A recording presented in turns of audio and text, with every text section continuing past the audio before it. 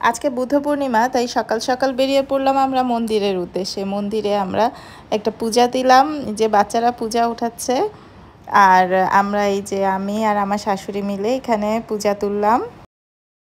বাচ্চারা এখানে ফুল দিচ্ছে, আমরাও পূজা তুললাম। পূজা তুলে সবাই একটু বুদ্ধ বন্দনা করলাম। আজকে আমরা মেরুলবাড্ডায় অবস্থিত বৌদ্ধবিহারে গিয়েছিলাম।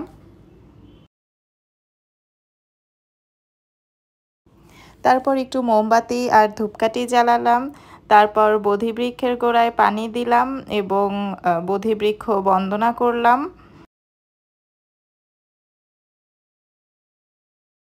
এরপর আমরা উপস্থিত সবাই সমবেত বন্দনা করলাম। যেহেতু খুব গরম ছিল, তাই আমরা সবাই মিলে একটু আইসক্রিম খেয়ে বাসায় চলে গেলাম। সবাইকে বুদ্ধ পূর্ণিমার মৈত্রীময় শুভেচ্ছা।